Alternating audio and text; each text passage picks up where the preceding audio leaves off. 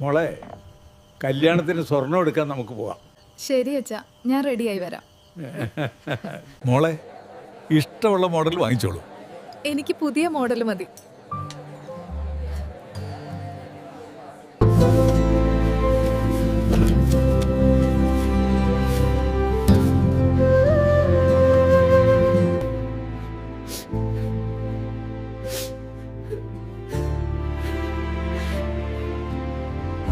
മോളുടെ കല്യാണം കഴിഞ്ഞപ്പോ കൊറേ കടമായല്ലോ. സാരമില്ല, മോള് സുഖമായി കഴിയുന്നല്ലോ, അത് മതി. ലോൺ അടവ് മുടക്കം വന്നിട്ട് കൃത്യമായി അടച്ചില്ലെങ്കിൽ വീട് ജപ്തിയാവും. ഒരു മാസവും കൂടി അവധി തരണം സാർ. സ്വർണം ആവശ്യപ്പെടും. പണം കിട്ടുമ്പോൾ ഞങ്ങൾ എടുക്കാന്ന് പറയൂ. അത് കുറച്ച് ബുദ്ധിമുട്ടാണ്, പക്ഷേ നമുക്ക് ചോദിക്കാം. നിന്റെ കുറച്ച് സ്വർണം അച്ഛൻ പണയം വെക്കാൻ തരുമോ? അച്ഛാ, അത് ചേട്ടൻ ബിസിനസ് ആവശ്യത്തിനായി നേരത്തെ തന്നെ പണയം വെച്ചിരിക്കുകയാണ്. അച്ഛൻ വന്നായിരുന്നോ? എന്നോട് സ്വർണം ചോദിച്ചു, ഞാൻ കൊടുത്തില്ല. കൊടുത്ത അത് തിരിച്ചു കിട്ടാൻ പോകുന്നില്ല. പണത്തിന്റെ ബുദ്ധിമുട്ട് കൊണ്ടല്ലേ അച്ഛൻ ചോദിച്ചത്? സ്വർണം കൊടുക്കായിരുന്നില്ലേ? ഞാൻ കൊടുക്കില്ല. അച്ഛൻ അതിന് തിരിച്ചു തരാനൊന്നും പറ്റില്ല. മോളെന്ത് പറഞ്ഞു? മോളുടെ കയ്യിൽ സ്വർണ്ണമില്ല, പണയം വെച്ചിരിക്കുകയാണെന്ന് പറഞ്ഞു. വർഷം ഗൾഫിൽ കിടന്ന് കഷ്ടപ്പെട്ടു.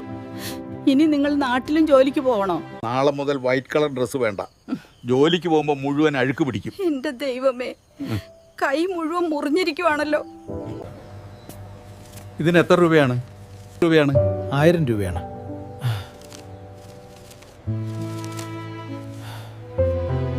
ഇന്ന് നമ്മുടെ വിവാഹ വാർഷികമല്ലേ, ചെറിയൊരു കേക്ക് വാങ്ങി. മോളോട് ഞാൻ വരാൻ പറഞ്ഞിരുന്നു, വിളിച്ചിട്ട് ഫോൺ എടുക്കുന്നില്ല. അച്ഛൻ എന്തിനാ ഇതെല്ലാം വാങ്ങിക്കൊണ്ടുവന്നത്? തിരിച്ചു കൊണ്ടുപോയിക്കൊള്ളൂ, ഇവിടെ ആരും തിന്നില്ല. മോൾക്ക് ഇഷ്ടമുള്ളത് അച്ഛൻ വാങ്ങിയത്. മോളെ കാണണമെന്ന് തോന്നി, അതുകൊണ്ടാണ് അച്ഛൻ വന്നത്. ഇങ്ങോട്ട് വരണ്ട, ഫോണിൽ വിളിച്ചാ മതി, ഞാൻ വന്ന് കണ്ടോളാം. മോൾക്ക് ഇഷ്ടമല്ലെങ്കിൽ അച്ഛൻ വരില്ല. ഞാൻ ഇവിടെ സമാധാനമായി ജീവിച്ചോട്ടെ. ചേട്ടാ, നാളെ മുതൽ പണിക്ക് വരേണ്ട ഒരു ചെറുപ്പക്കാരനെ പണിക്കെടുത്തിട്ടുണ്ട്. അങ്ങനെ പറയല്ലേ മുതലാളി, ജീവിക്കാനിപ്പോൾ എനിക്ക് ഈ ജോലി അല്ലാതെ മറ്റൊന്നുമില്ല. ആ ജോലി പോയി. അവര് പറഞ്ഞു വയസ്സായവരെ ജോലിക്ക് വേണ്ടെന്ന്. ഞാനൊരു രോഗിയായി പോയി, അല്ലെങ്കിൽ ജോലിക്ക് പോയേനെ.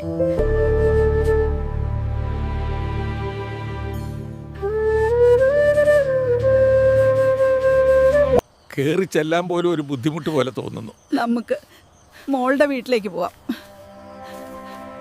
ഇവിടെ വരണ്ടി വരുമെന്ന് ഞങ്ങൾ കരുതിയില്ല മോളെ. പക്ഷെ വീട് ജപ്തി ചെയ്തു.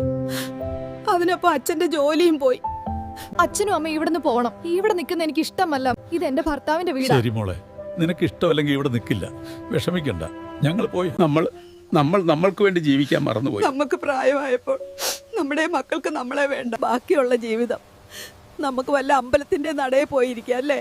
ഇനി നമ്മൾ ഈ നാട്ടിലേക്ക് തിരിച്ചു വരില്ല.